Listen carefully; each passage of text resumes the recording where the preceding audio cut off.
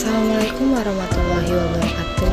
Perkenalkan, nama saya Anisya Wahyuni, NPM 2020 14500 130.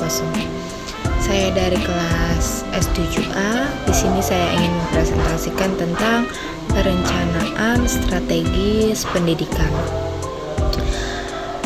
Di sini proses perencanaan pendidikan itu telah dilakukan sejak sebelum Masehi. Di sini juga Plato di dalam bukunya itu Republik menulis tentang perencanaan pendidikan untuk menyediakan tenaga kepemimpinan dan politik yang dibutuhkan oleh Athena. Dan juga ada bangsa Jepang berhasil merumuskan perencanaan pendidikan sumber daya manusia dengan bertumpu pada sisa-sisa pendidik dan tenaga kependidikannya yang tersisa. Oke, lanjut. Bangsa Indonesia telah melakukan berbagai upaya perencanaan pembangunan pendidikan yang sesuai dengan kebutuhan pembangunan. Upaya ini telah melahirkan beberapa lembaga pendidikan, yaitu diantaranya ada pesantren-pesantren tradisional hingga pesantren modern. Lalu ada lembaga pendidikan Muhammadiyah oleh Ki Hajar Ahmad Dahlan. Lalu selanjutnya ada Taman Siswa oleh Ki Hajar Dewantara. Lalu ada Diniyah School oleh Zainuddin Labai. Lalu ada Diniyah Putri oleh Rahmah El Yunusyah. Lanjut, ini ada INS Q6 oleh Muhammad Syafi'i. Oke, lanjut. Pengertian perencanaan pendidikan itu apa sih? Menurut Albert Watersworth pada tahun 1975, perencanaan pendidikan merupakan suatu investasi pendidikan yang dapat dijalankan dan kegiatan-kegiatan pembangunan yang didasarkan kepada pertimbangan ekonomi, biaya, dan keuntungan sosial. Di sini juga ada menurut Depdikmas pada tahun 2006. Di sini dia menjelaskan merupakan suatu proses penyusunan gambaran kegiatan pendidikan di mana masa depan dalam rangka pencapaian tujuan pendidikan yang telah ditetapkan. Lalu di sini juga ada ciri-ciri perencanaan pendidikan. Apa aja sih ciri-cirinya? Salah satunya di sini yang pertama ada mengutamakan nilai-nilai manusia untuk membangun manusia yang mampu membangun diri dan masyarakat. Ya. Yang kedua itu memberikan kesempatan untuk mengembangkan segala potensi peserta didik seoptimal mungkin. Nah, yang ketiga di sini memberikan kesempatan yang sama bagi setiap peserta didik. Lalu ada komprehensif dan sistematis, logis dan rasional, serta mencangkup semua jalur, jenis, dan jenjang pendidikan.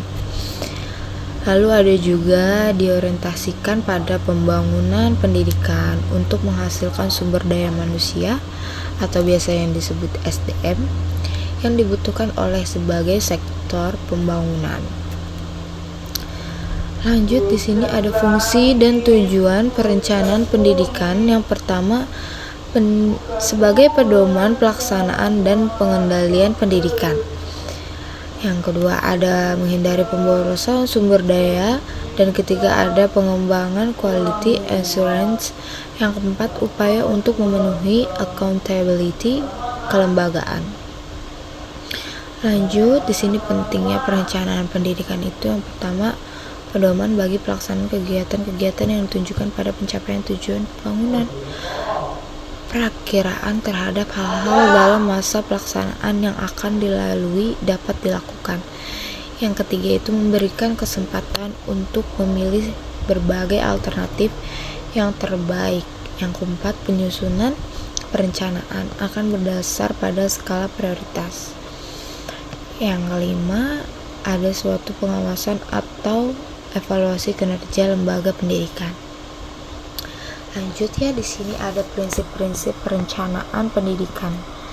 Prinsip perencanaan pendidikan Depdiknas pada tahun 2006 itu yang pertama ada memperbaiki hasil pendidikan, membawa perubahan, dan pengembangan menyeluruh. Lalu ada keterkaitan dengan RPS, Rencana Pendidikan Dinas Provinsi, Restrada, Repetada. Yang kelima ada partisipasi, lalu ada keterwakilan, realistis sesuai dengan hasil analisis SWOT. Yang 8 ada mendasarkan pada hasil review dan evaluasi. 9 ada keterpaduan, lalu ada holistik dan atau tersistem. Yang 11 ada transparansi dan keterkaitan serta kewaspadaan dengan rencana-rencana instansi terkait. Lalu kebijakan apa pengembangan pendidikan? Itu pertama ada pendahuluan, yang kedua ada visi dan misi, yang ketiga profil pendidikan, lalu strategis, yang kelima analisis SWOT, yang keenam program prioritas, yang ketujuh program yang perlu didukung, 8 ada permasalahan guru, 9 perhatian Pemda terhadap guru, yang 10 itu penutup.